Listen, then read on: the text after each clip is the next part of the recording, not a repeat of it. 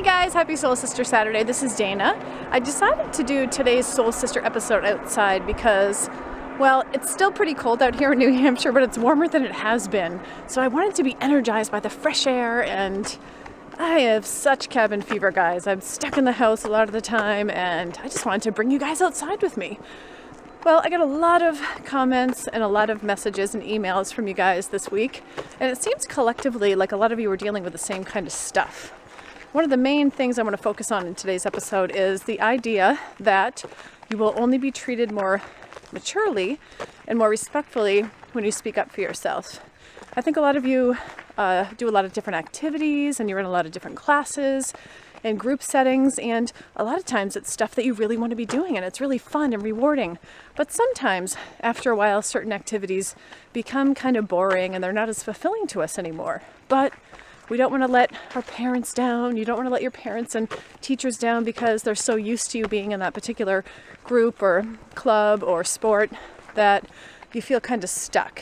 Well, I'm here to tell you that if you don't speak up for your own rights and what you love and what you don't want to be doing, it kind of spirals into a very unhappy life. So it's really important, guys, that you speak up for yourself and what you want to be doing with your time. I think that you think you're going to let people down, and ideally the only way you let people down is if you're not honest with what you want to be doing. So your parents and your teachers and the people in your life, most of them just want you to be happy, and they make assumptions that you are even when you're not.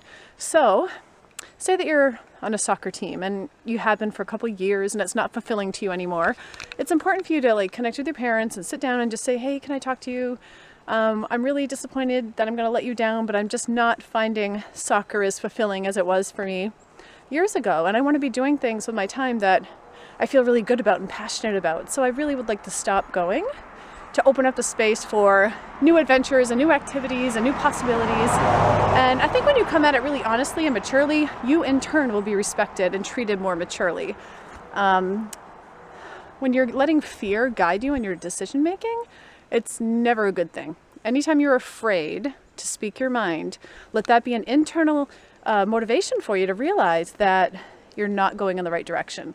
So sometimes you have to push past the fear. You guys are at the age where you need to start creating your own lives. There comes a time, and you're all getting older and growing up, where you have to realize that it's time to take responsibility for the creation of your own life. And so the way that you do that is being honest and speaking your mind, even when it's really hard. So I remember when I took ballet, I took it for 3 years, and I was pretty good at it. People loved that I took ballet. My mother was so proud, all my awards and things were hanging on the wall, and I just really kind of lost the spark for it after a while, and I was so afraid of letting everybody down, and instead it was really self-destructive because I wasn't happy and I didn't know how to express it, and I didn't want to disappoint anyone.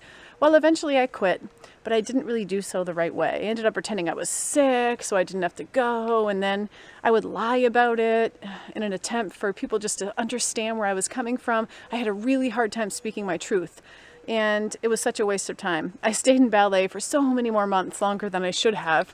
I wanted to take karate. That was like my new passion, and I eventually did, but I wasted a lot of months of my life doing something that made me unhappy, just purely out of fear that I'd be rejected or disappoint my parents and the ballet teacher especially. So people will always respect you as long as you tell the truth.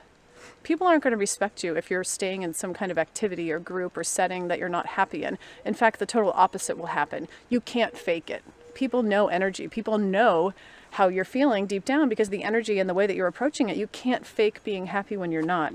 So the only way to true happiness is being honest. And when you're feeling fear, you guys have to remember fear is false evidence appearing real, F-E-A-R. It means that you are lying to yourself, and that fear is not reality.